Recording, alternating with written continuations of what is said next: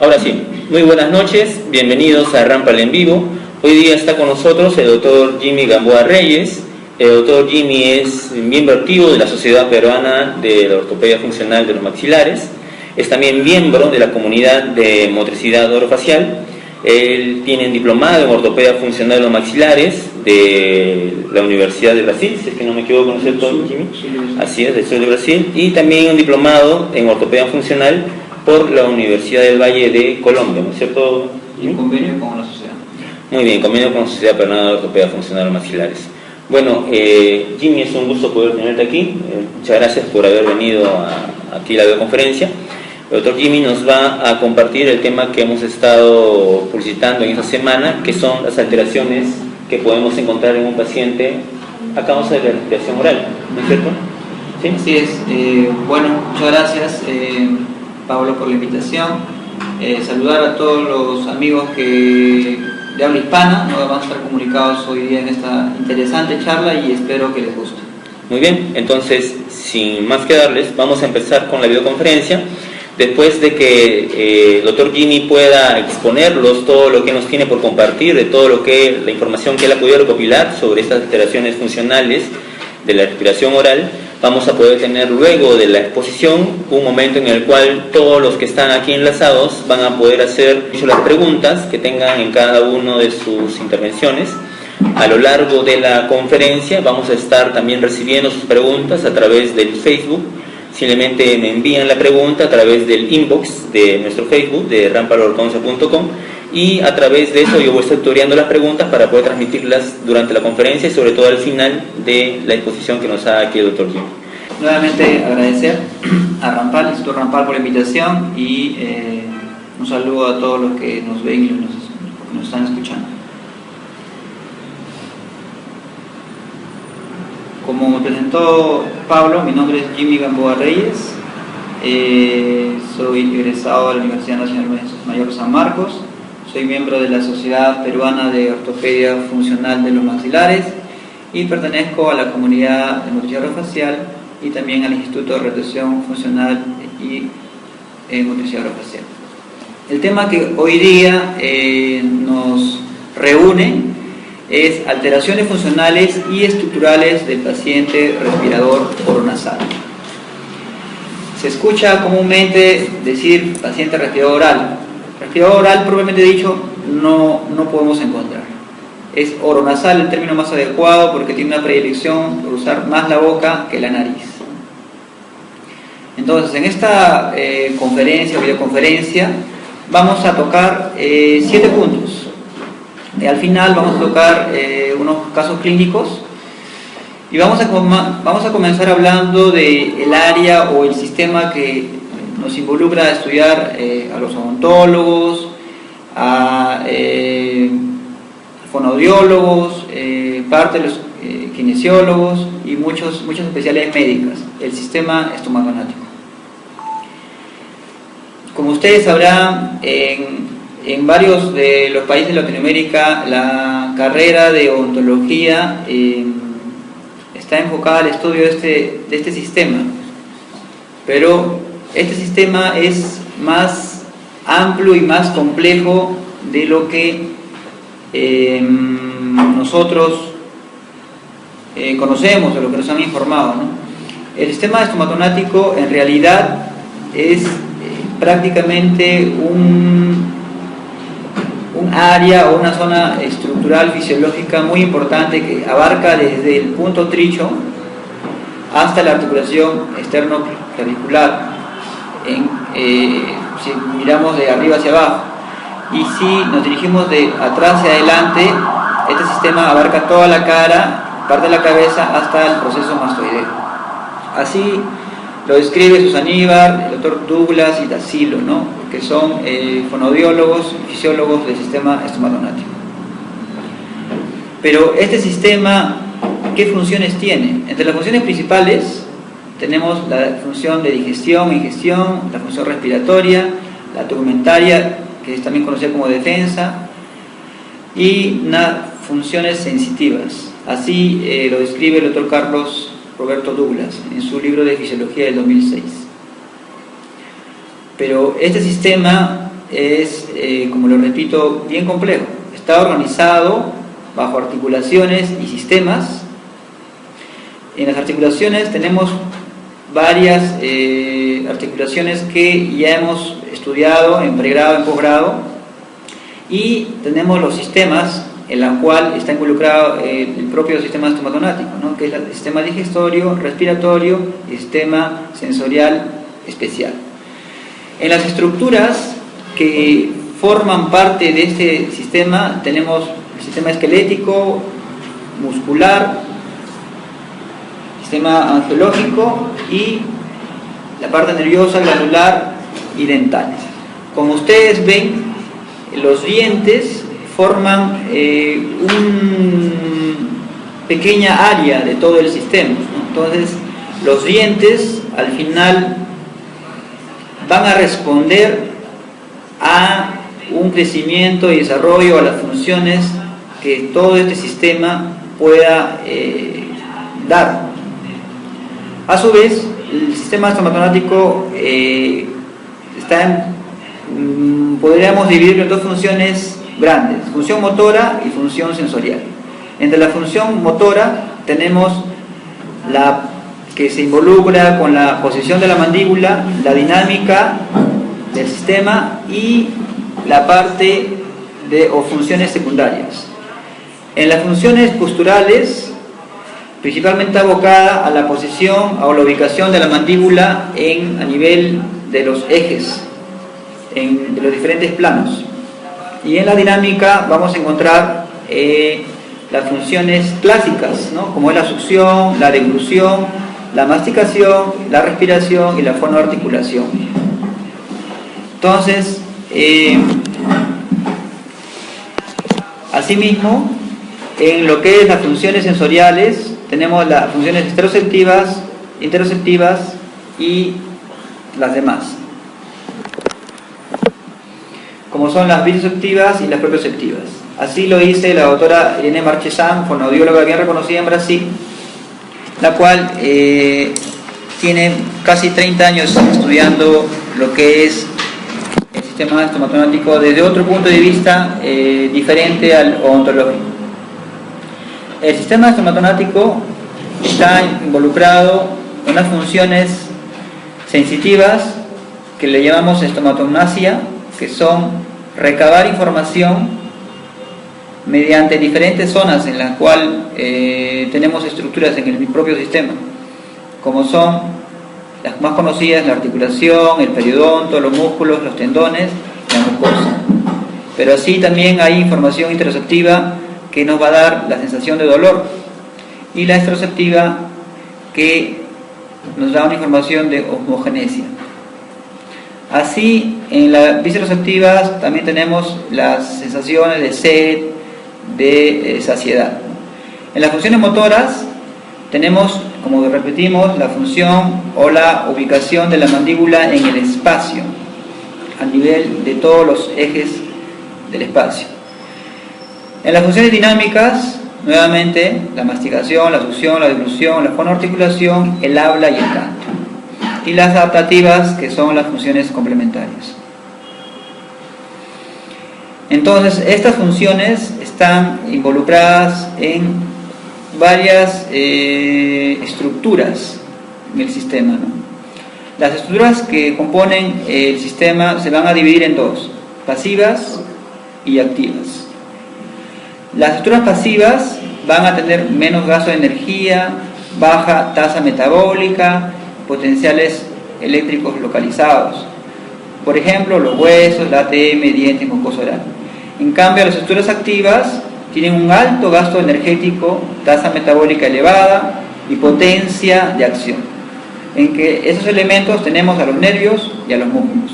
Entonces, vamos a agrupar en dos a las estructuras del sistema estomatonático: las pasivas y las activas. No olvidemos de esto, porque estos conceptos los vamos a estar en toda la charla utilizando para tener una visión más dinámica, más fisiológica del sistema estomatonático a una visión estática. Entonces, los odontólogos, cirujanos dentistas, estomatólogos, Principalmente relacionamos al sistema con el ATM, el componente neuromuscular, las superficies y presiones oclusales o cargas oclusales o la oclusión y el periodonto. Estos son elementos funcionales estomatológicos básicos. Como ya repetimos anteriormente, hay otras áreas, ¿no?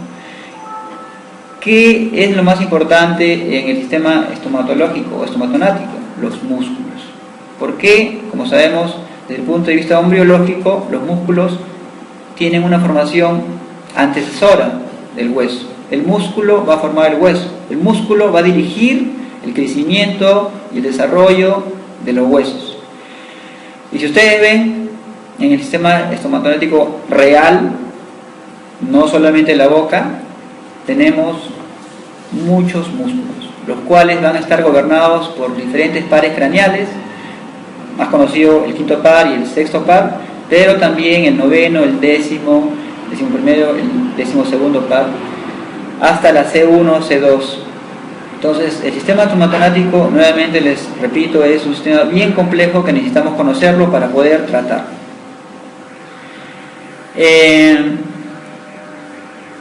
¿Por qué el sistema estomatognático es complejo? Porque va a recibir información a nivel de muchas áreas, de diferentes tipos, y a su vez esta información va a dar respuesta favorable o desfavorable en el crecimiento, en el desarrollo, en la fisiología del sistema. Estos receptores van a estar ubicados en el ATM, en el periodonto, en los músculos y tendones, en la mucosa oral y en los dientes.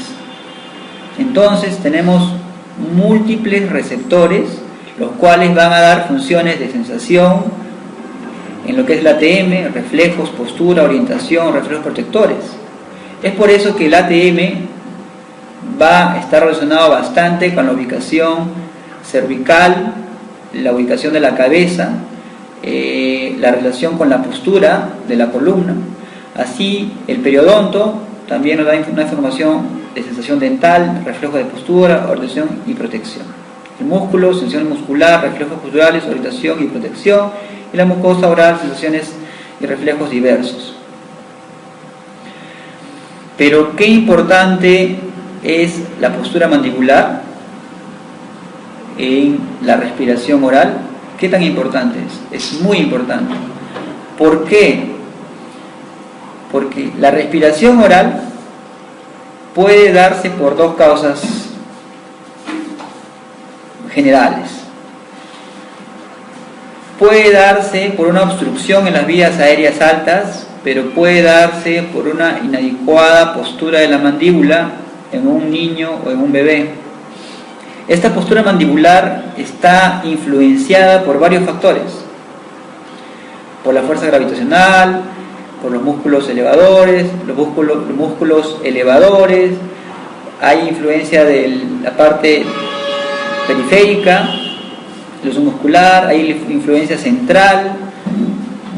Entonces, la postura mandibular puede estar alterada y por solo hecho de tener la mandíbula en una posición baja, va a producir a largo plazo, por un cambio en gramos de información, una respiración oral por hábito.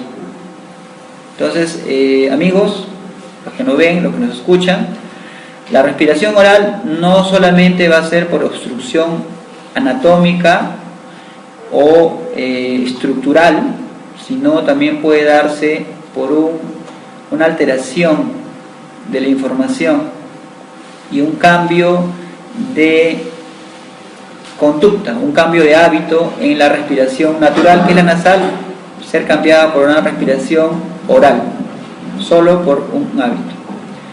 ¿Pero por qué? ¿Por qué estamos encontrando cada vez más niños o más pacientes respiradores orales?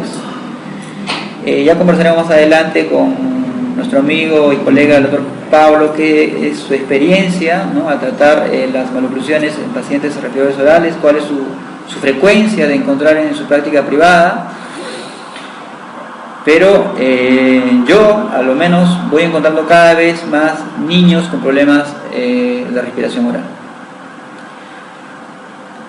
Para entender esto, tendríamos que retroceder en el tiempo e ir viendo cómo el cráneo ha ido cambiando, cómo ha ido evolucionando, entre comillas, por qué funciones han ido cambiando, ¿no? Las funciones principales que han cambiado es la masticatoria y ahora en estos últimos tiempos la función respiratoria. ¿Qué tiene que ver la masticación y la respiración con el desarrollo de la craniofasia? Muy simple. La respiración va a influenciar en la parte de la zona central de la cara, más la masticación va a influenciar en el tercio inferior de la cara. Entonces son dos funciones principales que van a intervenir en el crecimiento y desarrollo del sistema estomatognático y de la cara. Entonces esto debemos tener en cuenta cada vez más. Entonces un simple, entre comillas, mal hábito de un bebé o de un niño de dormir en mala posición o forzar a tener la boca abierta por diferentes factores va a provocar una alteración en su crecimiento y desarrollo. Ahora, en la información que se tiene en la etiología de las maloclusiones o en las disgnasias, como otro término que se conoce, se ha manejado durante mucho tiempo que el factor genético tiene una preponderancia, un mayor peso, podríamos decir, ¿no? Pero ¿será determinante en realidad el factor genético en las maloclusiones, en las disfunciones del sistema estomatognático? ¿O ya está entrando en discusión esa teoría? ¿No será que los factores epigenéticos son muy importantes o no? ¿Qué dicen ustedes, colegas? Los esperemos en sus preguntas que vendrán después. Yo, en lo personal, relacionando investigación, leyendo artículos, empezando a hacer investigación ahora con niños, tomando evaluaciones y atendiendo también en la práctica privada, se va encontrando más problemas con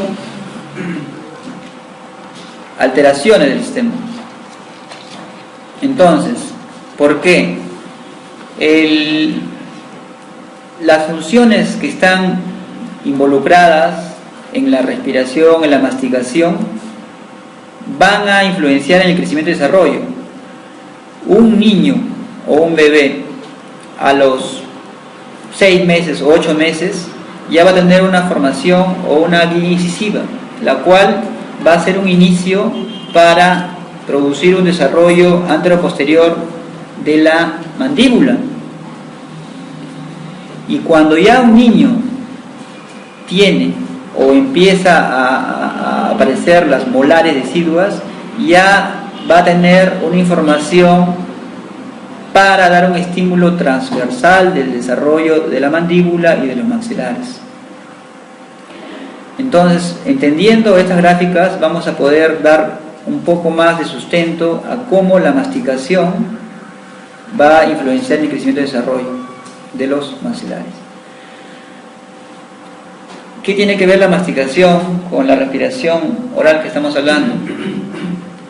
Cuando un bebé recibe un estímulo natural, que es la lactancia, está llevando o está recibiendo información que viene desde nuestros ancestros, una información natural, la cual va a dar unas consecuencias posteriores a estimular una respiración nasal.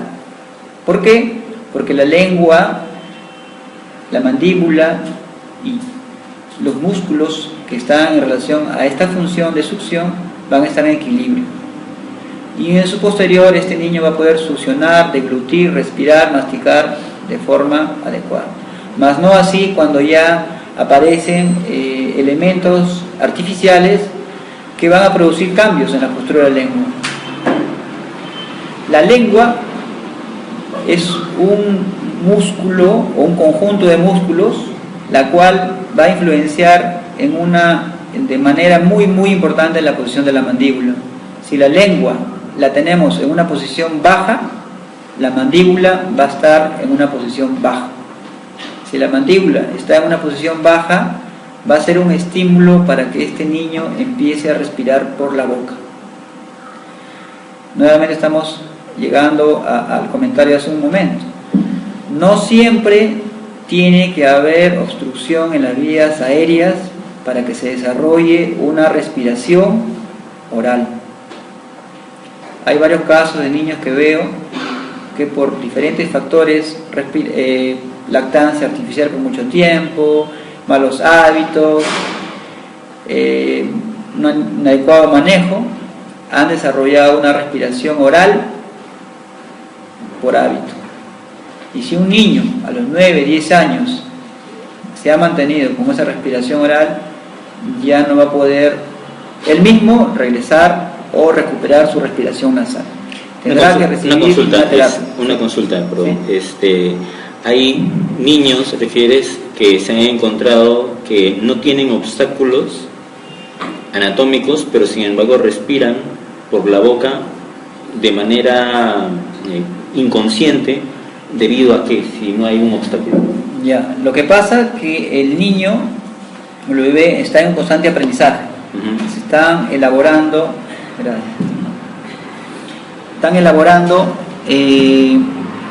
nuevas interrelaciones neuronales, circuitos neuronales, donde se aprende todo, ¿no? Yeah. Entonces, cuando por una gripe, por un resfrío común y corriente, pero no ha sido buen manejado y por 1 o 2 semanas el niño respira por la boca, porque no le queda otra, pero no es acompañado, seguido, vigilado, con higiene, cuidado, la mandíbula va a quedar en una posición baja. Entonces, en esas 2 o 3 semanas se ha formado un nuevo circuito, un nuevo orden, un nuevo estímulo en la cual el niño aprende a respirar por la boca. Así que aparentemente cueste difícil asimilar, así ya se ha investigado, se ha estudiado y hay evidencia. Más adelante vamos a presentar artículos donde demuestra eso. Okay. Resumen, otra vez. Sí, perfecto. Por un cambio de hábito, puede ser momentáneo, se queda con ese hábito. Tú y yo hemos estado gripados un tiempo de repente, ¿no? Y hemos estado respirando por la boca 2, 3, pero somos adultos, podemos regresar, pero un niño no puede regresar, un bebé no puede regresar si es ticiado en mucho tiempo. ¿Y qué es lo que sucede adicional a eso? Que no hay conceptos básicos de prevención, de higiene. El solo hecho también de tener mucosidades en la nariz hace que se obstruya y no podamos respirar por la nariz.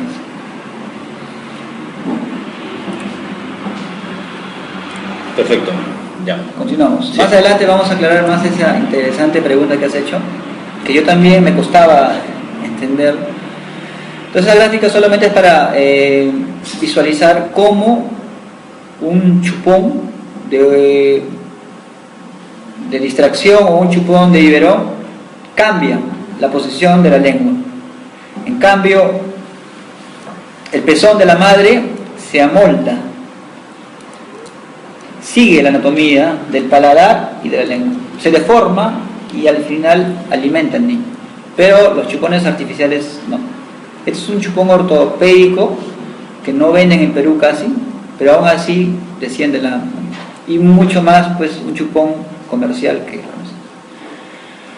Entonces también tenemos que analizar la musculatura del sistema y entender que cuando nosotros tratamos una maloclusión o tratamos problemas a nivel del sistema somatosomático, tomar en cuenta que cada paciente es único, cada paciente tiene características propias de crecimiento y desarrollo, pero a su vez hay biotipos, ¿no?, faciales y musculares que van a influenciar en qué tanto esta respiración oral va a producir una maloclusión severa. Tú habrás visto mordillas abiertas, ¿no?, severas, ángulo boníaco abierto, inmenso, que uno diría, pues, ¿cómo es posible que se haya producido esta maloclusión? ¿Por qué? porque puede ser un paciente dolicofacial, respirador oral desde niño, ¿no? Y que no se infrata. Esa es la explicación. Y también podemos encontrar respiradores orales que a simple vista no se nota. Tú lo ves la cara, no se nota. Pero le evaluamos, vemos la oclusión, vemos el paladar, vemos el sobrepase y también va a tener características, pero no se va a notar porque es un paciente braquifacial. Por eso es importante tener ciertos principios de evaluación a la hora de hacer nuestro estudio del paciente respirador oral. Así también tenemos que ver, al evaluar la anatomía del ATM y su papel en la dinámica mandibular. Entonces vamos a llegar a un punto muy interesante y les pido que tomen mucha atención, porque es un grupo de pacientes que para mí están, no sé si sería muy fuerte la palabra, están olvidados, ¿no? Son los niños de, digamos, de 1 a 5 años, ¿no? Desde el punto de vista de evaluación de las maloclusiones, ¿no? Las maloclusiones se centran a partir de los 9 años para adelante, ¿no? En tratarlas, ¿no? Pero hay maloclusiones que se pueden detectar desde la dentición decidua. ¿Por qué? Porque la respiración oral, si se da desde el inicio, ya va a producir cambios notorios desde los 2 años. Desde los 2 años de edad ya vas a poder identificar cambios. Si es que uno tiene un ojo clínico, ¿no? Ya acostumbrado, ¿no? Pero ya evidentes desde los 4 o 5 años. Pero ¿qué pasa? Que no hay la información que nos diga si esa maloclusión o esa dentición decidua está yendo por buen camino o no está yendo por buen camino. Entonces acá vamos a dar 7 puntos para guiarnos si una oclusión decidua está sana, entre comillas. Una primera clasificación, una primera signo, podríamos decir, es el arquetipo Baumann. Y esta información sí nos han dado en pregrado, sino que nos falta recordar, ¿no? Baumann tipo 1 es que cuando hay separación entre los dientes. Tipo 2, cuando no hay separación en los dientes. Simple. Los espacios primates son las separaciones que se dan entre lateral y canino en superior y entre canino y molar en inferior. En conclusión, entre el primer y segundo punto son los espacios entre los dientes deciduos. ¿Está bien? Sí. Fácil. Seguimos. El punto 3 es la relación del plano terminal, bien conocido por todos, ¿no? Pero se nos pasa estar vigilando cómo va ese niño, porque esto nos va a dar a que se desarrolle las maloclusiones o las relaciones en las molares que ya conocemos, ¿no? En permanentes, ¿no? Y también la otra variable a tomar en cuenta, el espacio libre de lance. Tomarlo en cuenta nada más, no es determinante. La relación incisal normal en dientes deciduos es casi igual que en permanente hasta los 4 años, pero a los 5 o 6 años ya debe ser una relación vis a vis, con un desgaste severo y con una libertad de movimiento de la mandíbula. Entonces, si vemos a un niño con esta oclusión, esto es terrible. Esto es terrible. Un niño de 5 años que esté así es grave. El punto 5, no debe haber curva de Spin ni curva de Wilson, porque tiene que ser una libertad total de crecimiento y desarrollo de la mandíbula. Y el punto 6, en la fase final de la dentición decidua, o sea, 5 a 6 años, debe haber un desgaste bien notorio, casi como este, y una separación entre los dientes. En el punto 7 se toma en cuenta que no debe haber apiñamientos, en dentición decidua, y el recambio tiene que ser fisiológico. Y la movilidad de la mandíbula tiene que ser de libertad total, en apertura, en lado de balanceo y de trabajo. Ahora llegamos al punto 2, que es la función respiratoria.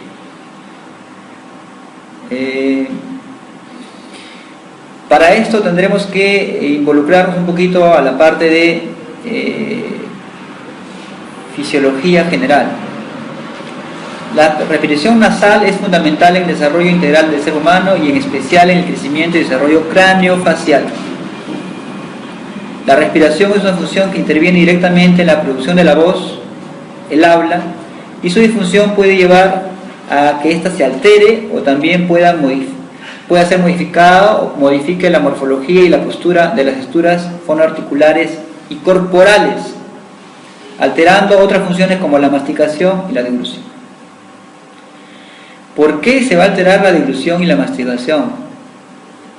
Ya lo vamos a explicar en las siguientes diapositivas. Este concepto lo publica Franklin y Irene Marchesán en su último libro que han publicado en Brasil. Franklin es un amigo peruano, fonoaudiólogo, que está publicando también en el extranjero. Este libro es de este año. Motricidad orofacial y fundamentos neuroanatómicos, fisiológicos y lingüísticos. ¿Por qué es importante la respiración? Es muy importante. Porque nos va a dar salud a nivel integral del sistema y a nivel de todo el organismo. La respiración oral va a ser una respiración patológica. Algunos lo consideran un síndrome. Como le explicaba a mi amigo Pablo, ¿cuándo se puede iniciar este mal camino? Acá. A veces una mala técnica de lactancia produce que acá haya una luz, ¿no? Y que empiece a estar tragando el niño aire. Y está empezando a respirar por la boca. Se saca el chanchito, ¿no? Exacto. Muchos chanchitos. Entonces puede ser un signo también. Muchos chanchitos. Puede ser, porque traga aire, ingresa. Eso debe ser un sellado hermético. El otro, otra información, otro tip, podemos decir a las mamás, es que estar vigilando que nuestro niño duerma con la boca cerrada. ¿Por qué tendría que dormir con la boca abierta un bebé? ¿Por qué? O sea, ¿por qué tendría que? Menos que esté con mucosidad. Pero si está con mucosidad, limpiarlo. O sea, es decir, el dormir con la boca abierta nos está haciendo algo. Acá una gráfica como la lactancia natural estimula el desarrollo y la posición adecuada de la lengua, y si esta respiración empieza a ser alterada, la voz también se altera, el habla. Como mencionamos hace un momento, la respiración y la masticación influyen inmensamente en el crecimiento y desarrollo de un niño, porque un niño cuando nace, la parte del cráneo tiene un desarrollo casi el 80% en relación a un adulto. En cambio, la parte central y inferior de la cara, su desarrollo es mínimo. Entonces, ¿qué quiere decir? Que las funciones que involucran a esta zona van a ser determinantes en ese crecimiento y desarrollo. ¿Por qué estamos encontrando más maloclusiones ahora? Porque estas funciones no se están dando como deberían darse.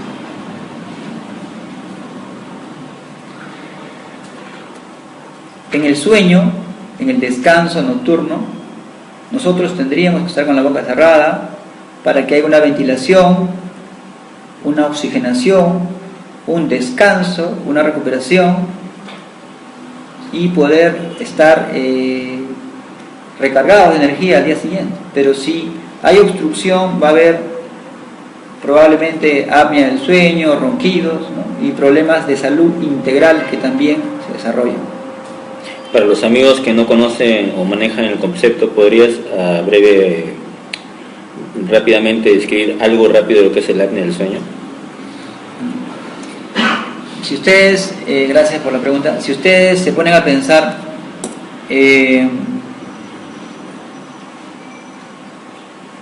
¿cuántas veces masticamos? Bueno, ¿cuántas veces comemos al día? 3 veces o 4 veces, 5 veces, ¿no? ¿Cuántas veces respiramos? Todo el tiempo respiramos. Entonces, así como tenemos dificultad respiratoria en el día o en el momento diurno, en el momento nocturno también se dan estos problemas respiratorios. Cuando hay una para de 10 segundos o aproximadamente por ahí sin respirar, se llama apnea del sueño. O sea, es el ahogamiento, es la interrupción de la respiración en el sueño. Ese es el apnea del sueño. El ronquido es uno de los signos de problemas de respiración nocturna, ¿no? Es como una consecuencia del apnea. Sí. El ronquido es el sonido que hace el paladar al vibrar, ¿no? Al tener dificultad, el aire de pase, vibra, ese es el ronquido. Pero el apnea es el corte de ingreso de aire. La interrupción por 10 segundos. La interrupción por 10 segundos. Esa es apnea del sueño. Ok, perfecto. Entonces, ¿por qué es importante la respiración oral? Nuevamente, es un estímulo, ¿no? Hay estudios, hay investigaciones que dan, al no respirar por la nariz,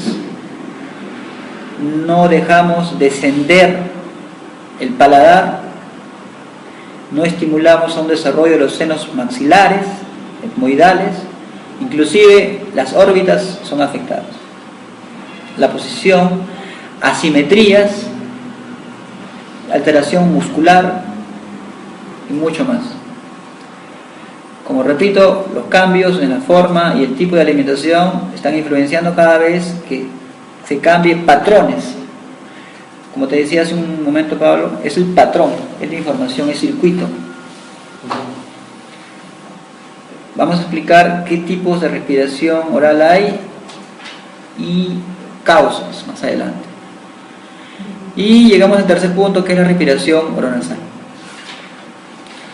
La respiración oronasal es un problema muy común en la infancia y consiste en la modificación del modo respiratorio de nasal hacia oronasal.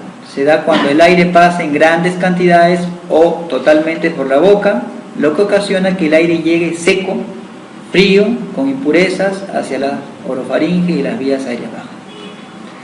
¿Por qué es tan importante este tema y está causando mucho interés a nivel de todos los profesionales que trabajan en el sistema traumatológico, como son los otorrinos, los odontólogos, fonoaudiólogos, ¿no? Hasta profesores de inicial? Porque la respiración oral causa un montón de alteraciones a nivel de diferentes zonas del cuerpo. Porque al respirar, Pablo, por la boca, ingresa un aire sucio, como decimos acá, frío, e inflama de manera crónica las amígdalas, inflama la adenoides. La adenoides es una glándula natural que está ahí, es una glándula de defensa, pero cuando esta se inflama por efectos negativos, va a complicar esta respiración, va a obstruir la vía aérea alta. Ahorita vamos a tocar ese tema. Entonces, ¿por qué no es un conducto adecuado respirar por la boca? Porque la nariz está diseñada para calentar, humectar, limpiar el aire que ingresa al medio ambiente. Y si analizamos nosotros el aire de ahora con el aire de hace siglos, este aire está más contaminado por la polución y por otros. Entonces, en la evaluación de la respiración hay muchos protocolos, muchas fichas, digamos, pero el que yo estoy usando y el que ha sido, está siendo validado y usado y se ha publicado ya libros con mi amigo Franklin, es el protocolo de evaluación fonoaudiológica de la respiración con puntuación, o sea, con calificación. Te bota un número y te dice qué tan comprometido está este paciente. Es una evaluación sencilla que inclusive dentro de los parámetros evalúa la oclusión. Qué grado de formación tiene el maxilar, cómo está la oclusión, los labios, lo que nosotros gran parte vemos también. Y también tenemos otra ficha de nuestra amiga la doctora Diana Grandi, la cual tuve el gusto de conocer en este encuentro de motricidad que se dio en junio, donde presenté un póster, donde una fichita te demora 10 minutos para llenarla, te da una información muy interesante en la cual el odontólogo forma parte de este equipo, ¿no? Tú, Pablo, conocerás a tu tocayo, Pablo Echarri. Ha venido acá a Perú también. Sí, vino el año pasado. Sí, él formó parte de este grupo de profesionales en crear esta ficha.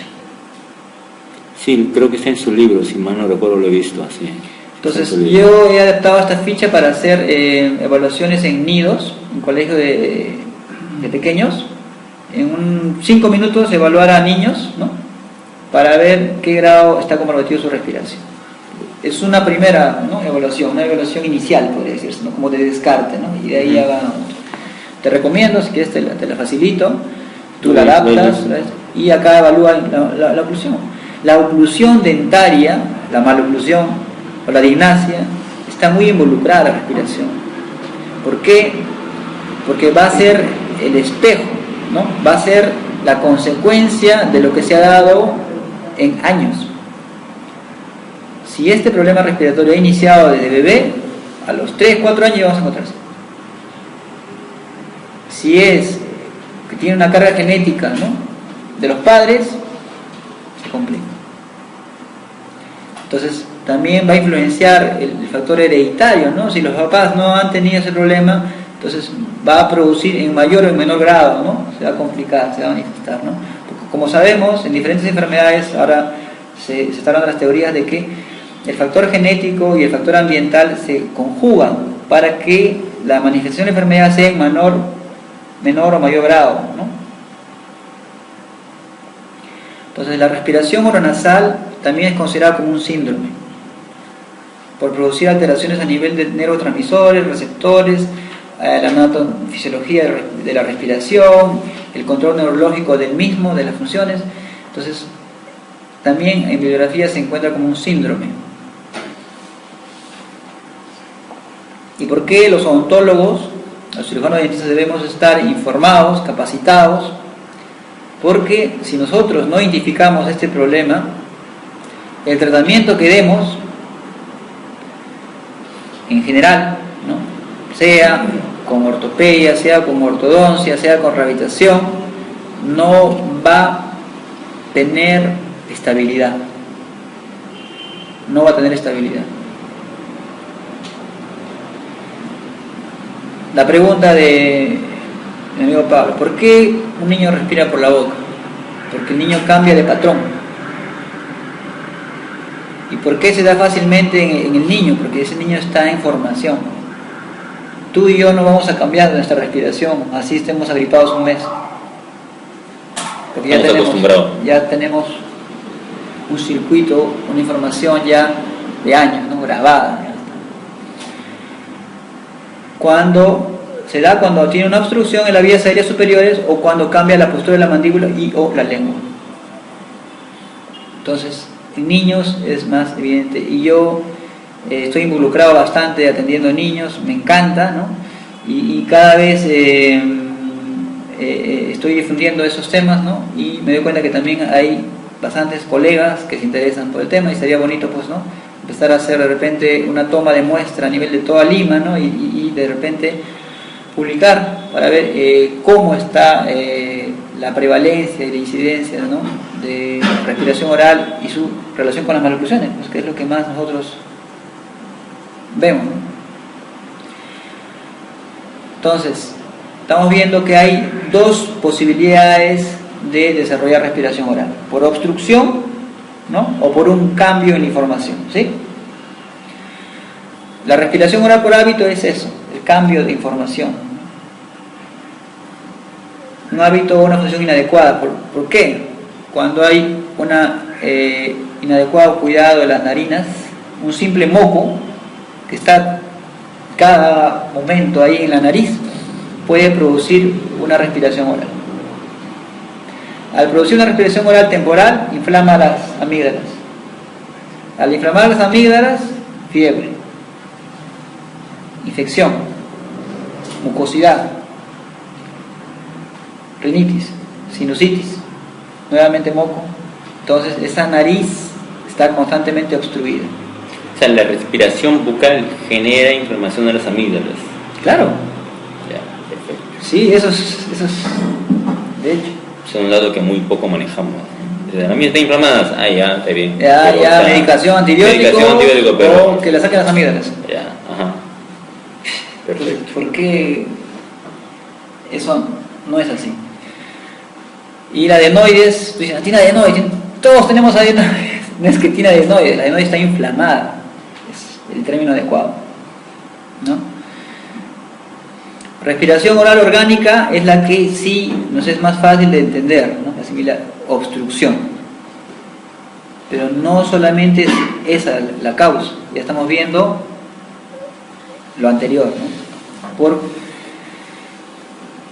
cambios en el ambiente, cambios en la conducta del niño, de los padres, va a producir una respiración oral.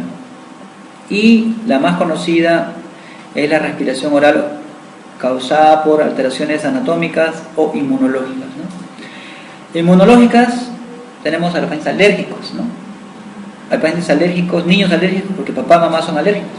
Ahí no podemos hacer nada, ¿no? O no podemos hacer, sí podemos hacer. La prevención, el cuidado, porque si a este niño alérgico no lo cuidamos, va a desarrollar también respiración oral. Aparte de ser alérgico, va a respirar. Ese sí sería complicadísimo. Acá está tu pregunta, las amígdalas. Hay inclusive desde evaluación que dice en qué grado está comprometido estas amígdalas. ¿Y por qué sería bueno saber qué grado? Porque va a ser nuevamente una obstrucción del paso de aire. O sea, encima ya respira por la boca, pero encima este mismo efecto produce una mayor obstrucción del paso del aire y va empeorando cada vez más. Es un círculo vicioso. Se infecta. Y lo que también se ve bastante es las otitis. ¿Por qué? Porque sabemos que hay un conducto que comunica la orofaringe con el oído. Si nos acordamos, ¿no? De anatomía, que es la trompa de Eustaquio, que ya cambió de nombre, ¿no? Es el conducto, es un conducto. Entonces, por ese motivo es que se infecta el oído y complica. Y ahí traen otros problemas, ¿no? Alteración del equilibrio y muchas cosas más. Entonces, cuando hablamos de alteraciones estructurales que provocan la respiración oral, creo que en Lima vamos a encontrar dos causas más frecuentes. La rinitis alérgica, ¿no? Causada por agentes alérgenos, que el niño puede ser que ya sea alérgico de por sí o desarrolle una alergia. Y la hipertrofia de la adenoides, ¿no? Que es un crecimiento exagerado originado por el ronquido, la apnea en niños. La rinitis alérgica muy común en la infancia es la inflamación de la mucosa nasal causada por la exposición a agentes alergénicos, por ejemplo, hongos, pelo de animales, orina, saliva de animales, ácaros, ¿no? Alimentos que provocan alergia, polen de algunas plantas, cambio brusco de temperatura. El manejo es, ¿no?, muy conocido: antihistamínicos, medicamentos de control, de ventilación, de liberación de las vías aéreas altas de las narinas, ¿no?, y el control del medio ambiente del entorno del niño.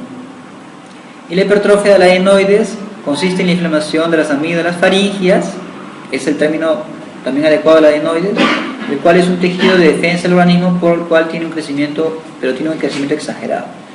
Está ubicado a la altura de la nasofaringe, crece con velocidad variable y está presente entre los 4 y 14 años, que va decreciendo. Conforme el niño va creciendo, la adenoides va disminuyendo en tamaño, cuando es de manera natural, ¿no?, cuando no sea complicado.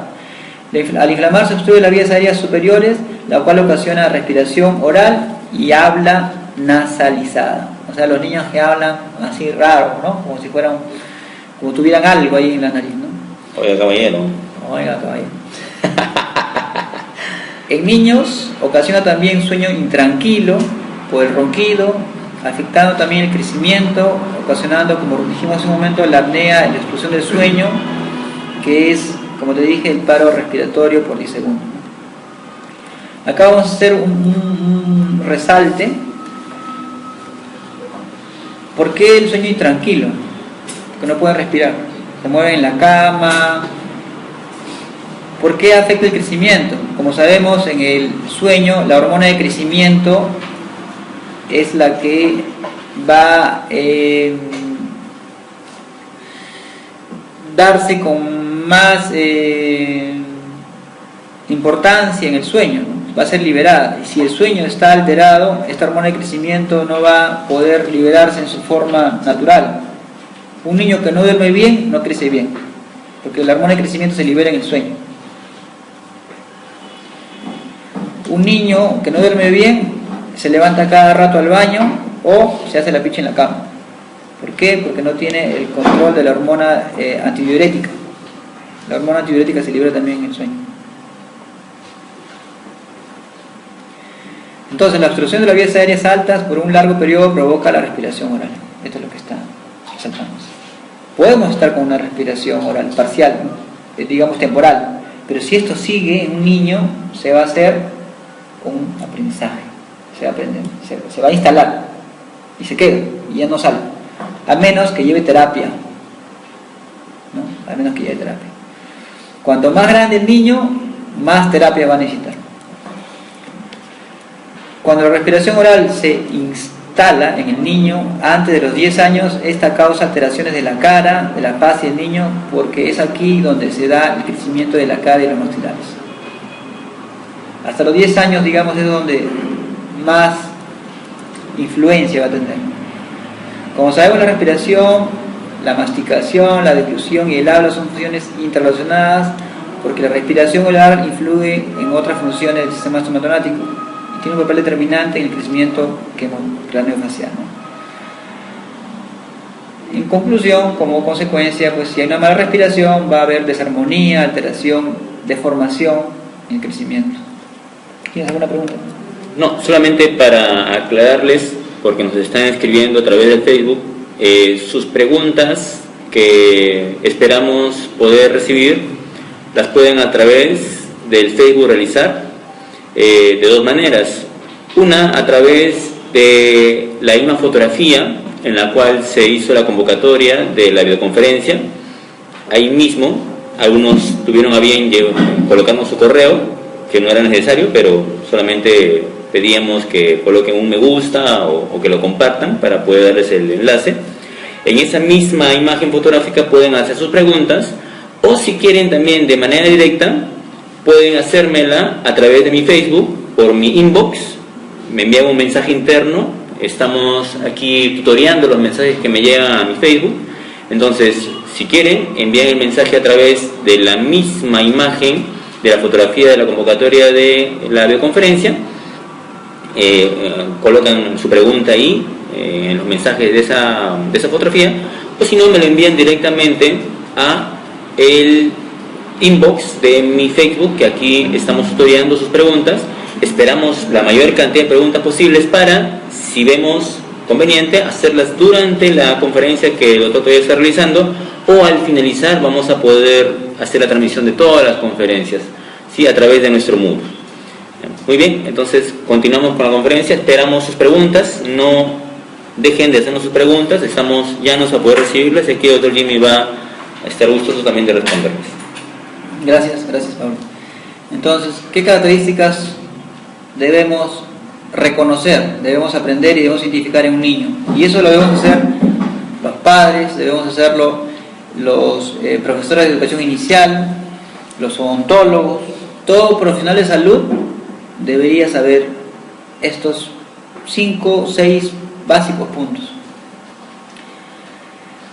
Una característica es la cara alargada, mayormente, como sabemos, ¿no? Un niño braquifacial no va a ser tan evidente, ¿no, Pablo? Cara alargada y estrecha por la boca, ¿no? Porque la boca está siempre abierta, provocando un crecimiento vertical. El labio superior corto y retraído, el inferior está invertido y pesado, caído, narinas estrechas debido al poco uso, o sea, cerradas, ojeras profundas por causa de la inflamación de la mucosa nasal, lo que produce una poca ventilación y ocasionando que llegue poco oxígeno a la piel, y la piel que está alrededor de los párpados es bien sensible, entonces se pigmenta y se pone otras características, lo que hace notar unas ojeras, ¿no? La lengua se encuentra en una posición baja o entre los dientes y provoca una remodelación de la arcada dentaria y un paladar profundo, por lo que la arcada dentaria superior se dirige hacia adentro y hacia el frente, por tener la lengua en posición baja. Entonces, ¿qué otra consecuencia importante de la respiración oral? El cambio de postura de la lengua, que va a influenciar en el habla, en la deglución y cómo esta lengua influye en el crecimiento y desarrollo del maxilar y de la mandíbula. Por eso es que hay tanta recidiva en lo que es ortodoncia o lo que es ortopedia, si es que no se toma en cuenta esta posición de la lengua y la respiración en un niño. Entonces, acá tenemos fotos, ¿no? Cómo está la boca entreabierta. Esto no está bien, labios resecos. Tenemos que aprender también a conjugar todos los signos, ¿no? Ver labios, la boca entreabierta, la nariz, ¿no? La piel, una mordida abierta acá evidente, ¿no? Un labio vertido, narines estrechas y una cara alargada, por ejemplo, acá, ¿no? Entonces, la boca abierta permanentemente también provoca una gingivitis por el cambio en la flora bacteriana, provoca halitosis, aftas, haciendo más espesa la saliva. Esto favorece acúmulos de restos de alimento, caries, ¿no? Estos pacientes tienen más sarro que otros niños, mal aliento. La respiración oral provoca una modificación de la postura corporal, porque para que el aire llegue más rápido a los pulmones, el niño tiene que anteriorizar la cabeza, por ende rota hacia adelante o hacia arriba, y los hombros también se van hacia adelante. Entonces hay todo un cambio de postura en la cabeza y en la parte superior de la columna. Cuando se interioriza también los hombros, se producen escápulas aladas que a su vez comprimen la cavidad torácica, disminuyendo la capacidad pulmonar. Nuevamente se hace un círculo vicioso. No respira bien, su capacidad pulmonar es disminuida, más dificultad para respirar, por lo cual se cansa más rápidamente al hacer ejercicio físico. Un niño no necesariamente tiene que ser asmático para cansarse en el colegio por los ejercicios físicos. Una respiración inadecuada también produce agitación, poca ventilación. Al modificar la posición de la columna cervical hacia adelante, para que el niño puede tener también los brazos hacia adelante, las piernas hacia adentro, para poder mantener el equilibrio. Es alterada toda la postura, ¿no? La alimentación del respirador oral es compleja y no le es placentera, porque se alimenta deficientemente al respirar y masticar al mismo tiempo. ¿Alguna vez, Pablo, tú has almorzado comido con mucosidad en la nariz? ¿Te has dado cuenta que es difícil? Sí. No puedes comer. Pierdes la olfacción, pierdes el saborear la comida, porque se altera el gusto, ¿no? No puedes masticar bien porque tienes que abrir la boca para respirar, porque sientes que te ahogas, ¿no? Entonces imagínate que eso lo vive un niño durante 5 años, o constantemente se hace, ¿no? Entonces no mastica bien, no puede masticar, traga, pues. Y como está aprendiendo, se acostumbra a no masticar. Por eso hay bastantes personas que no mastican la comida, tragan. Al deglutir trozos grandes, la comida necesitará masticar varias veces, porque la ayuda, como no va a poder masticar, va a tener que usar agua para poder tragar, ¿no? Lo que le gusta más es comer sopas, fideos, no le va a gustar las carnes, no le va a gustar masticar a este niño. El respirador oral también presenta problemas en el sueño, presentando ronquido, ganas de orinar en la noche, apnea del sueño, lo que ocasiona dificultad en la concentración en el colegio, la pérdida de aprendizaje, demora el aprendizaje. Tiene problemas principalmente estos niños con las matemáticas, con la comprensión lectora, o sea, con áreas que involucran su atención, su concentración. ¿Por qué? Porque van a tener de repente también una conducta alterada, inquieta, porque al profesor, al decirle quédate tranquilo, concéntrate, ellos se estresan, ¿no? Se comportan de manera agresiva algunos, ¿no? Al no poder también descansar de noche. El niño presentará problemas de concentración y aprendizaje, especialmente, como le dije, en matemáticas, ¿no? En comprensión de texto. Hay un trabajo de investigación que se hizo en Brasil, lo hizo una docente inicial, donde encontró, ¿no?, en niños de 3 a 5 años incompetencia labial, labio superior delgado, oclusión dentaria alterada, cara alargada, solución nasal y maloclusión. En niños de 3 a 5 años de edad. Imagínense, amigos, los que nos están escuchando por por las redes, ¿no? Qué tan interesante es esto, aprender a identificar que un niño, un infante, ¿no? Podamos ya ver signos importantes de una mala respiración, una mala función que va a ocasionar alteraciones. ¿Cómo obtuvo esta información esta docente, ¿no? Él tomó fotos a niños donde relacionaban conductas con mala respiración y les enseñaba a los papás para que los papás les puedan responder a las preguntas que ella hacía, para que no haya duda en su respuesta, ¿no? Entonces les explicó cómo un niño moja la almohada, cómo babea, ¿no? Cómo sueño inquieto, ¿no? Cómo puede mojar la cama, ¿no? Entonces, en esta investigación en el 2007, ¿no? Fue realizada en 129 alumnos de 3 a 5 años de 3 centros educativos infantil, con el objetivo de verificar la frecuencia de alumnos en esta edad etaria con características de respiración oral.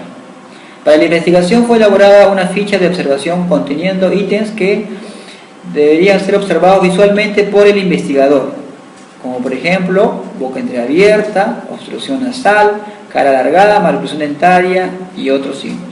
También fue realizada una investigación con los familiares, ¿no? Sobre la historia de la salud de los escolares. Entonces, estos son los signos que veían los que tomaban la muestra, ¿no? El investigador, ¿no? La lengua, ¿no?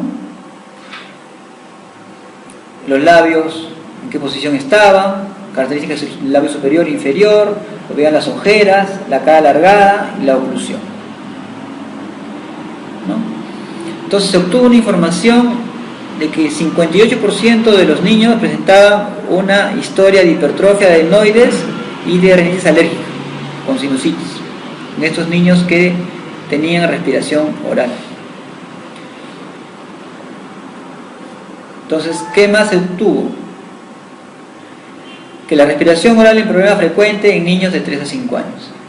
La mayoría de veces el profesor de educación inicial o infantil es el primer profesional y el que primero se contacta con niños respiradores orales. Es por eso que se debe entender o se debe capacitar a estos profesionales, porque ellos son los primeros que ven a los niños, ¿no? Inclusive el profesor de educación inicial es el primero que ve antes que un otorrino, antes que el odontólogo, ¿no? Entonces él podría ser un personaje principal de identificación a este problema para de ahí poder derivarlo, ¿no?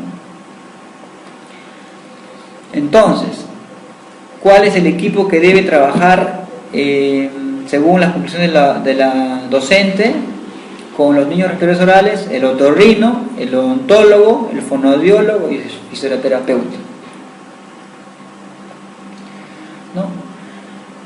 Entonces es importante que los profesores, ¿no?, estén informados, y si los profesores están informados, ¿cómo no van a estar informados los odontólogos o los profesionales que trabajamos en la boca, ¿no? Quería ver si podemos ver este video. A ver.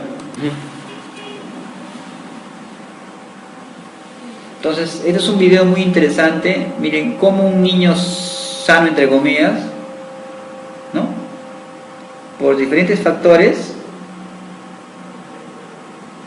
se empieza a inflamar la adenoides y obstruye la vía aérea. Entonces el niño empieza a respirar por la boca y produce un cambio de postura de la lengua.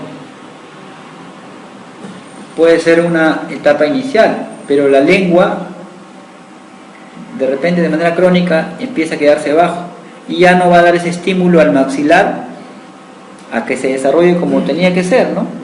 Una manera ancha, ¿no?, una arcada parabólica.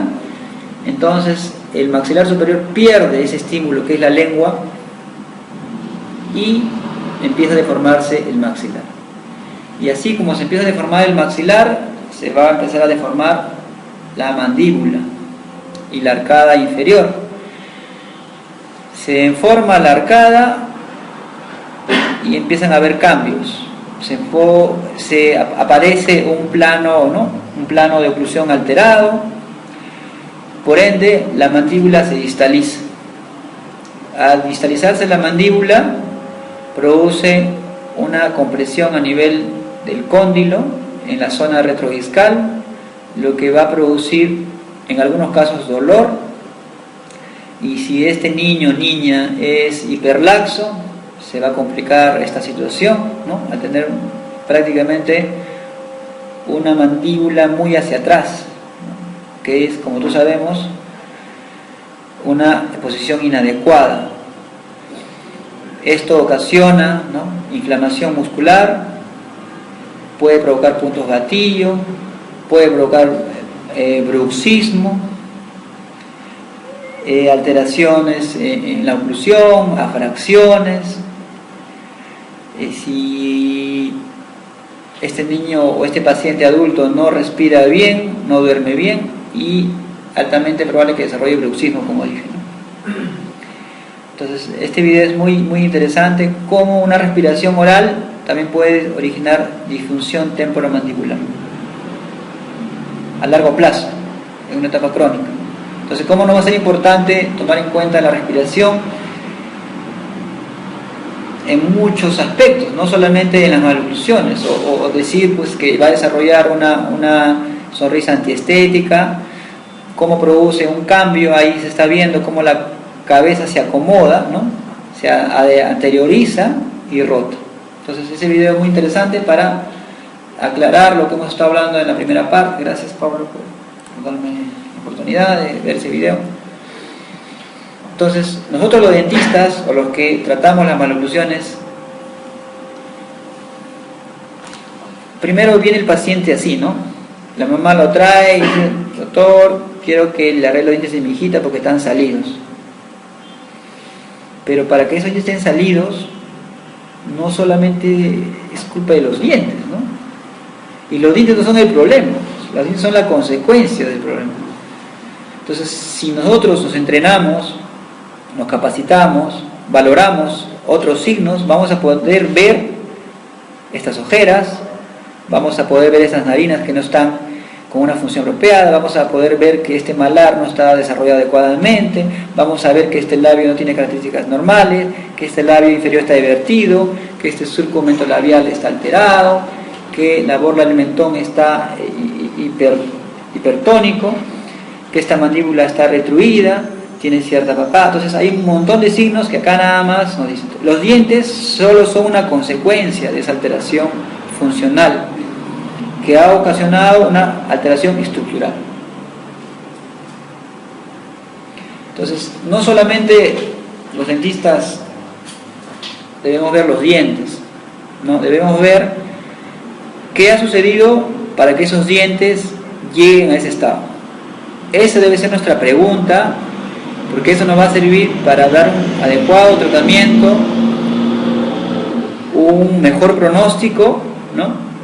Y darle salud al paciente. Porque en las etiologías de las maloclusiones son muchas. No solo es un factor genético, como les digo, cada vez se va encontrando más bibliografía, más sustento que los factores ambientales o epigenéticos son los que influyen más que el factor genético. ¿Por qué? Porque un tratamiento adecuado, tratando todas las variables que han influenciado a que esta maloclusión de esta niña se dé, vamos a poder lograr esto. Porque este cambio en la característica de los párpados, este cambio en el maxilar, este cambio en las narinas, este cambio en el labio, no se ha logrado solamente con un tratamiento de ortodoncia. La ortodoncia no puede hacer eso. Esta mandíbula se ha adelantado, ha crecido, los labios han recuperado sus características funcionales. Entonces, acá ha habido un manejo interdisciplinario, lo cual debemos cada vez acostumbrarnos a hacerlo, a poder trabajar en equipo. ¿Es la misma de la foto anterior? Sí, la misma niña. Gran cambio. Entonces, es la misma niña. Irreconocible, ¿no? Que ha sido manejada de un punto de vista integral. Hay un cambio a nivel de su malar, ya hay pómulos, la incompetencia labial. Exacto. Incluso la mirada, ¿no? La Ya, mirada del operador bucal también es una mirada perdida, cansada, perdida, ¿no? como cuando nos amanecemos estudiando, ¿no? Todo así, agotados. Agotados. Entonces seguimos. ¿Cuáles son las consecuencias de la respiración oronasal? Muchas, ¿no? Acá tenemos un niño que a través del tiempo ha sido seguido y cómo ha habido cambio estructural, ¿no? Que su mordida abierta, en vez de mejorar, se ha complicado, sin tratamiento. ¿Tenemos un break? ¿No? ¿Preguntas? No. ¿Seguimos? A ver, un momentito por favor, mientras damos un tiempo para las preguntas, me confirman, ¿estamos con audio? ¿Estamos saliendo? A ver, mientras esperamos preguntas, sí, el doctor Miguel Ángel nos hace una pregunta. ¿Sí? Muy bien, sí, estamos al aire, muy bien. Entonces, vamos viendo sus preguntas porque podemos ir andando un poquito. Está bien. Los niños con anquiloglosia, nos dice Miguel Ángel, gracias por estar junto con nosotros, ¿también estarían predispuestos a desarrollar respiración bucal? Nos hace esa pregunta. ¿Desde dónde? Perú. Miguel Ángel, sí, parece que es de Perú, parece que sí. A ver. Bueno, Miguel Ángel, gracias por la pregunta, muy interesante pregunta. Hace un momento iba a tocar ese punto, se me escapó, te agradezco. ¿Por qué tendría que tomarse en cuenta la anquiloglosia? ¿De dónde? Ah, de La Paz. De Muy La bien, Paz. de La Paz. Saludos. De La Paz, Bolivia. Gracias, doctor Miguel Ángel, por escucharnos, por Gracias. estar junto con nosotros. Saludos, Miguel Ángel, gracias por tu pregunta. Se ve que has estado investigando un poco sobre el tema. La anquiloglosia podría influenciar, porque la anquiloglosia es una patología en la cual la lengua está atrapada al piso de boca. Prácticamente es un frenillo que tiene... Es muy corto el frenillo, ¿no? cortísimo, es un frenillo muy corto. Entonces, la lengua va a estar en una posición baja, por ende va a influenciar a que la mandíbula esté en una posición baja. O sea, la lengua al no poder subir va a incentivar que la mandíbula siempre esté abajo. Al tener la mandíbula baja, la boca está abierta en todo momento. Al niño se le va a hacer más cómodo respirar por la boca y se va a acostumbrar. Es muy frecuente. Más adelante tenemos un casito así con ese. Ok, perfecto. Saludos al doctor Manuel Díaz, que también nos está escribiendo. Nos dice: muy buena capacitación, doctor, además video muy bueno. Muchas gracias, Manuel Díaz, creo que desde Perú. Le mandamos un abrazo y un saludo. Hola, Manuel. Seguimos, sí. Saludos, Manuel. Acá tenemos un caso del libro de Van der Linder, que es un libro muy interesante porque es un seguimiento a largo plazo de los diagnósticos y el tratamiento de un niño. Acá tenemos un niño con unas características clásicas de respiración oral, ¿no? La cara alargada, las ojeras, mira estas narinas, ¿sí? Evidentes, ¿no? Y vemos adicional una desviación mandibular, si se pueden dar cuenta. Esto es otra característica que no he nombrado. Cuando vieron el video anterior de estrechamiento de este maxilar, entonces la mandíbula en ocasiones le gana en desarrollo transversal al maxilar. Al no encontrar un engranaje, la mandíbula se traslada hacia un lado. O sea, la mandíbula de derecha a izquierda crece más de lo normal, ¿no es cierto? La distancia de las molares, digamos, derecha a izquierda, crecen más y eso genera un vis a vis posterior. O una mordida cruzada unilateral o bilateral. Pero ese vis a vis posterior es el que hace que la mandíbula no esté estable, se desvíe, se vaya hacia un lado. Porque la mandíbula está gobernada por músculos, está libre, ella donde quiere se va. Entonces es muy común ver en pacientes respiradores orales una mordida cruzada unilateral. Porque la mandíbula se desvía y en un lado se va a ver normal y en otro lado se va a ver cruzado. ¿Por qué la mandíbula necesita buscar un engranaje? Para comer.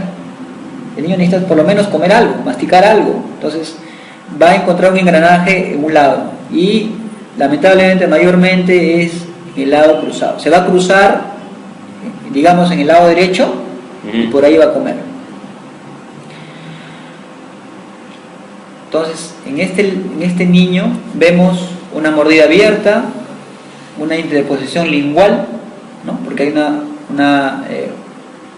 una cavidad donde la lengua va a empezar a ubicarse, y por ende va a haber un desarrollo inadecuado del maxilar. Vemos acá, ¿no?, un ángulo nasolabial alterado, un poco crecimiento de la mandíbula. Entonces, en este libro hacen un seguimiento. Mira lo interesante de esto. Niño más o menos 9 años, hasta la edad. ¿Cómo es tratado con ortodoncia? Es tratado de manera local, ¿no? Pero no es tratado de manera sistémica, de manera integral, de manera más completa, digamos, ¿no?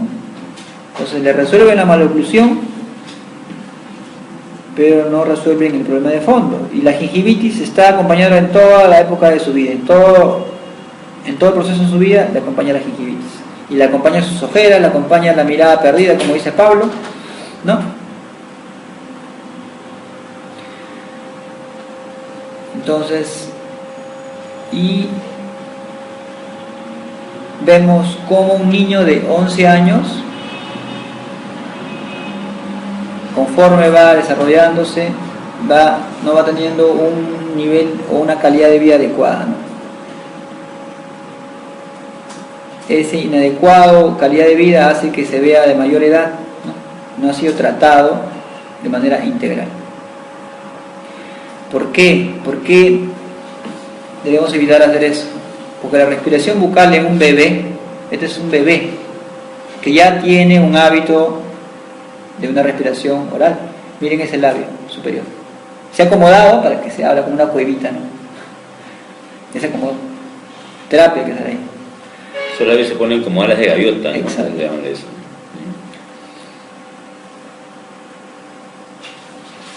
Entonces, la respiración bucal o oronasal produce toda una organización o un cambio a nivel corporal, ¿no? Causando diversos disturbios como la hipotonía del labio superior, hipertonía del músculo o la borla del mentón, mentoniano, mordida abierta anterior, posterior, uni o bilateral, atresia del maxilar, en algunos casos también de la mandíbula, hipertrofia de las amígdalas, ¿no?, el adenoides, disturbio del sueño. Y en esta parte donde estoy remarcando es donde no se toma en cuenta mucho, y eso ya influye a nivel general, a nivel de toda la salud del niño o del paciente. Disturbios funcionales de la masticación, alteraciones de la postura, lordosis, sifosis, rodillas con forma de valgos o varos, alteraciones alérgicas, inflamatorias de las vías aéreas superiores, o otitis recurrente. Entonces, en la mayoría de diapositivas que estoy poniendo, estoy colocando las referencias para que ustedes puedan ubicar. Entonces, como mencionábamos hace un momento, la respiración oral va a producir un cambio diferente en un paciente con crecimiento vertical a un paciente con crecimiento con tendencia horizontal. Es por eso que nosotros debemos evaluar de forma integral, no solamente ver si tiene cara larga o no, debemos ver otras funciones. Si la respiración está alterada, la deglución va a estar alterada.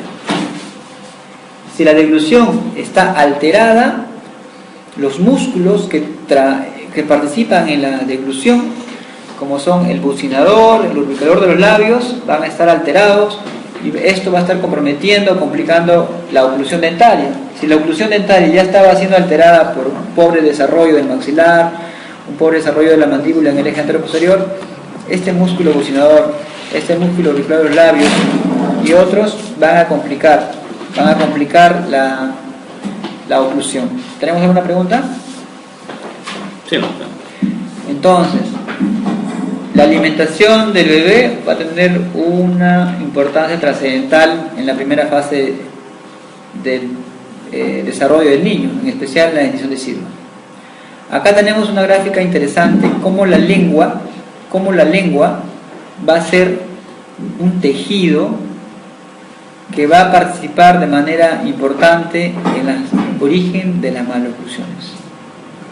Una lengua, al deglutir, al respirar, a ver Pablo, respira 3 veces, profundo.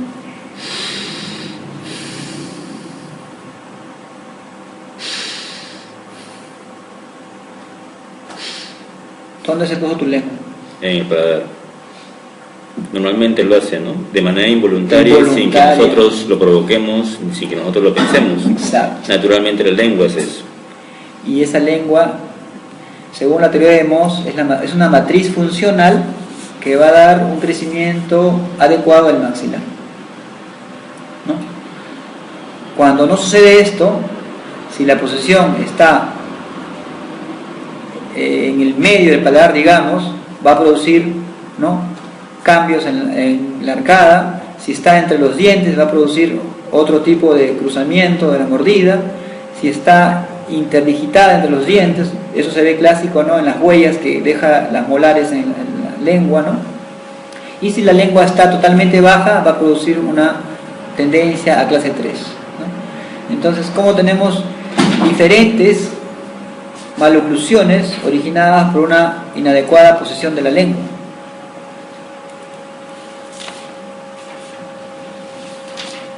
Y también así como una respiración oral provoca, ¿no?, un cambio en la posición de la cabeza. La obstrucción de las vías aéreas produce un cambio en la, digamos, en la información en los músculos, ¿no? Cambia la postura, hay un estiramiento, un cambio en el tejido blando y hay fuerzas diferenciales en el esqueleto. Hay una alteración en la forma del esqueleto, del hueso, de la mandíbula y otros. Muy bien, entonces estamos esperando sus preguntas para poder responder.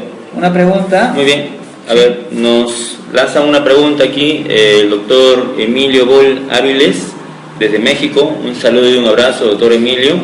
El doctor Emilio desde México nos hace la siguiente pregunta: ¿en qué consiste la terapia de un niño respirador bucal? Muy interesante su pregunta, gracias doctor Emilio, saludos para México. Como dijimos, el manejo de esta patología debe ser interdisciplinario, ¿no?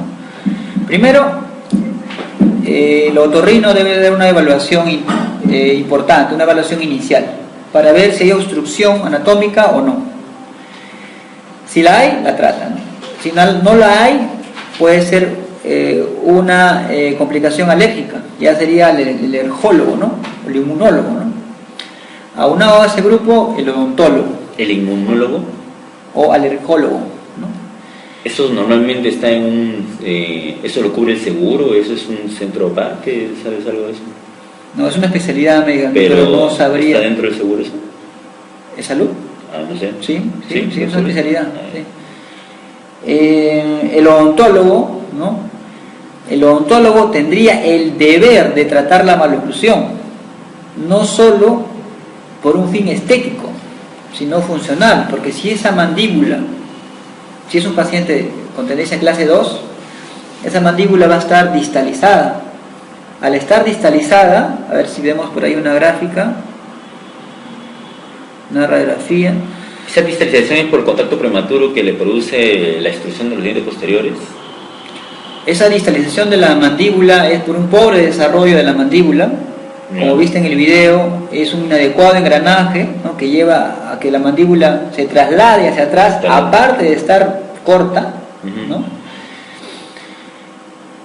Al producirse eso, se reduce el conducto, ¿no?, de la vía aérea alta.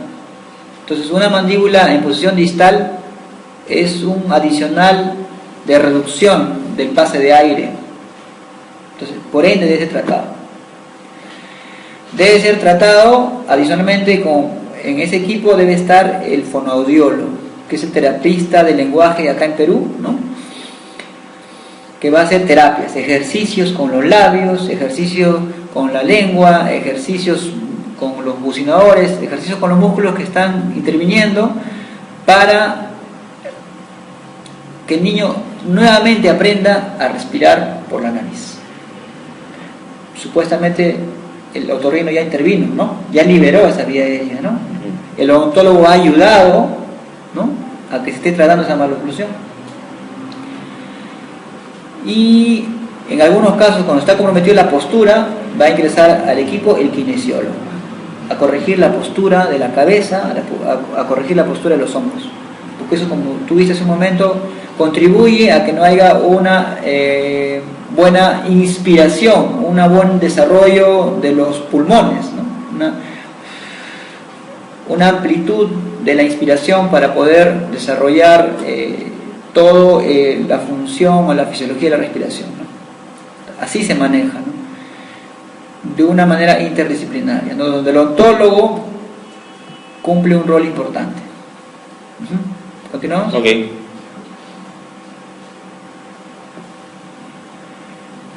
Y justo llegamos a la pregunta de nuestro amigo el doctor Emilio Bull, ¿no?, de México. Acá vamos a responder con más detalle su pregunta: el tratamiento interdisciplinario del paciente respirador oronasal. ¿Hay más preguntas, creo? Sí. Ahí vamos a ir viendo. Están que inundas de preguntas. Estamos muy bien. Emilio de México, el doctor Emilio nos vuelve a decir: gracias, excelente conferencia. Muchas gracias, doctor, por estar ahí. Gracias, doctor Emilio. Entonces, doctor Emilio, el paciente respirador oral requiere un manejo interdisciplinario con el otorrino, ¿sí?, acá está, o el alergista, el cirujano dentista para corregir los problemas oclusales, el fonoaudiólogo para tratar la musculatura facial y el fisioterapeuta para corregir los problemas de la postura. Y acá hay un artículo de repente para que ayude a entender o a aumentar la información, ¿no? Acá está, Pablo, una interrogante que tú tenías también al inicio, ¿te acuerdas?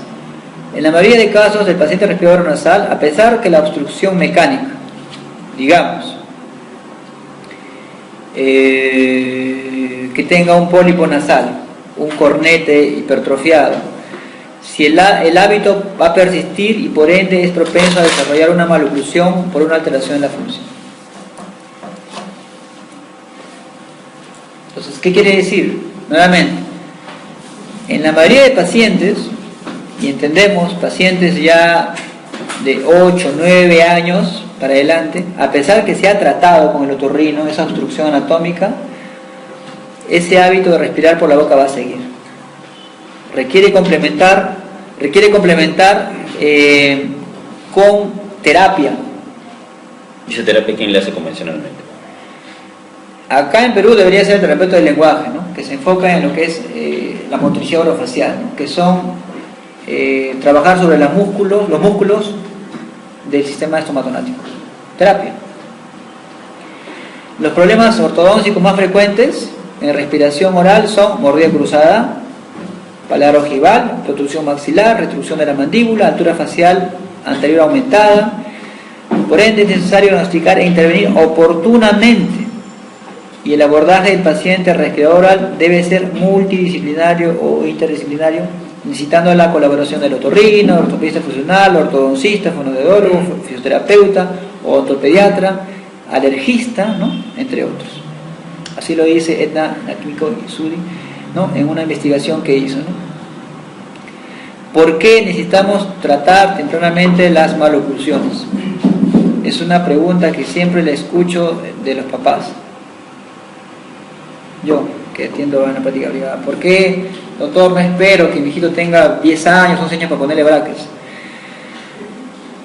Según las investigaciones, ¿no?, en 1993, ¿no?, publicaron un artículo demostrando la importancia del crecimiento craneofacial hasta los 6 años de edad, concluyendo que varias regiones de la cara de un niño de esa edad ya han crecido en el 80% de la dimensión que le correspondía.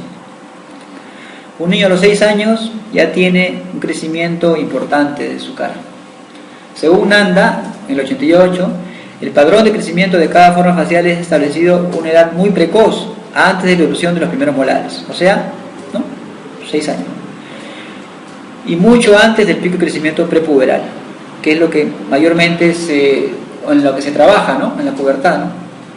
Ricketts y Gribel, ¿no?, en el 99 afirmaron que entre los 3 y 6 años de edad hay un pico de crecimiento en la cara, casi lineal, mayor al que sucede con el estirón puberal.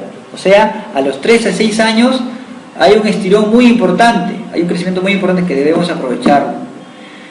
Así como no lo aprovechamos, si hay una disfunción que va a dar problemas, ¿no?, va a deformar la cara. La doctora Silva Chay, ¿no?, en su libro de ortopedia y ortodoncia para la decisión de SIDO, dice: el objetivo del tratamiento de las malformaciones, además de estético, debe ser físicos y preventivos, pero en general los factores estéticos y dentales son prevalentes, ¿no?, en los objetivos. No se consideran los aspectos fisioterapéuticos. O sea, ella dice que lamentablemente no se toman en cuenta la fisiología al tratar las maloclusiones. ¿Por qué deberíamos tomar en cuenta la fisiología? Porque nosotros buscamos salud en nuestro paciente. ¿Y qué es salud? Esa es la definición que lo hace Birch, ¿no? Si lo tratamos de interpretar, nos dice que la salud es un proceso la cual nos lleva a un equilibrio, estar en equilibrio, ¿no? Va a haber momentos donde vamos a caer, vamos a subir, pero la salud es acercarse al equilibrio donde todas nuestras funciones estén aptas para seguir en el camino de nuestra existencia, ¿no? Y que esa enfermedad es el desequilibrio de eso, es el desequilibrio biológico, ecológico, o como una falla de los mecanismos de adaptación del organismo y una falla de reacción a los estímulos exteriores a los que están expuestos. O sea, una maloclusión es una enfermedad porque es un desequilibrio, es un desequilibrio anatómico, fisiológico, ¿no?, y que no ha respondido, ¿no?, a los estímulos exteriores. ¿Y por qué? Porque estos estímulos exteriores han sido negativos.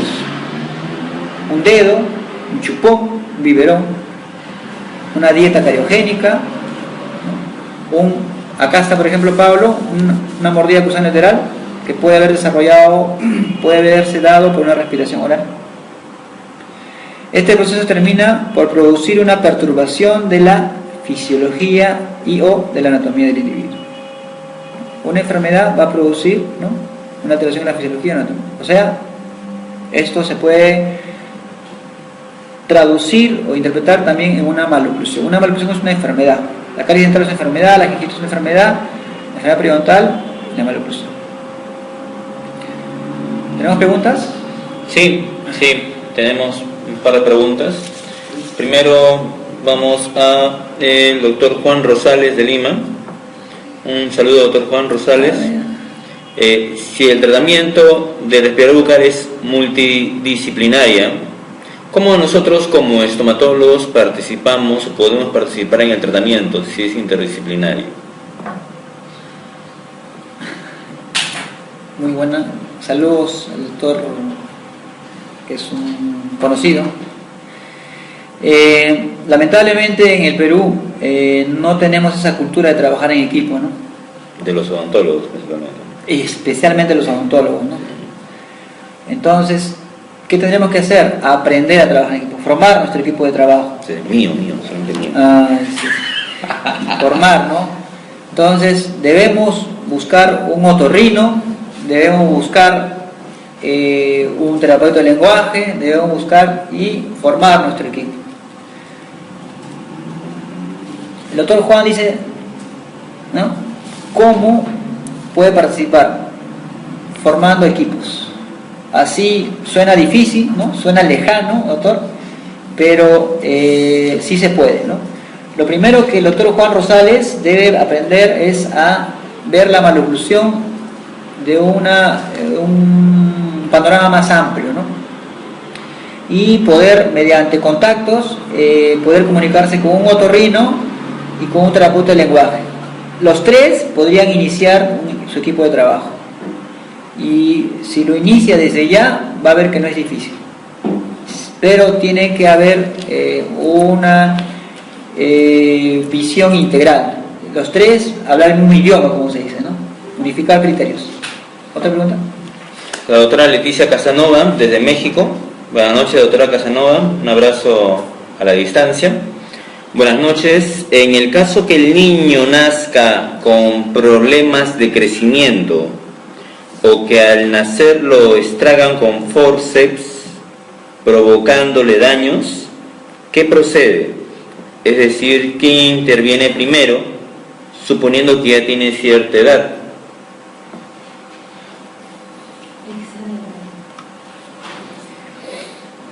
A ver, vamos a tratar de orientar un poco la pregunta porque está un poquito larga. En el caso que el niño nazca con problemas de crecimiento. Sí, más o menos ya entiendo. Saludos a la doctora Leticia Casanova de México. Gracias por escucharnos, gracias por su tiempo, por estar acá acompañándonos. Yo interpreto su pregunta. Hay casos en el recibimiento del bebé que hacen un movimiento indebido en el cráneo. Entonces, podrían provocar una desviación, ¿no?, digamos mandibular, o un movimiento inapropiado, y esto dar pie a un crecimiento inadecuado, desproporcionado. Entonces, ahí lo principal que tiene que ver es el neonatólogo, ¿no?, y el odontopediatra. Ahora en el Perú está apareciendo la área de odontología del bebé, ¿no? Entonces tendríamos que tener bastante dominio de crecimiento y desarrollo para ver si se está dando un crecimiento adecuado, ¿no? Pero desde los primeros años de vida debe acompañarse ese crecimiento. Otra pregunta del doctor Marco Antonio de Lima. Saludos, doctor Marco Antonio. Buenas noches. ¿Se puede reeducar la respiración bucal a un paciente adulto? ¿Qué experiencia tienes de poder reeducar la respiración bucal a un paciente adulto? ¿Lo has podido ver?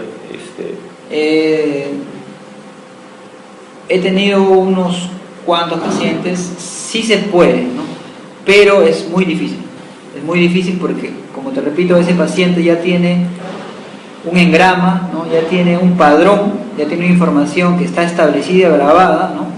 Entonces tendría que acompañarse de un largo tiempo de terapias, ¿no?, ser consciente él mismo, porque ya de su forma inconsciente no va a poder, o sea, de su forma automática no va a poder. Él tiene que hacer consciente de que tiene un problema y él participar en su terapia, él autoeducarse, ¿no?, él ser un partícipe activo de su cambio de padrón.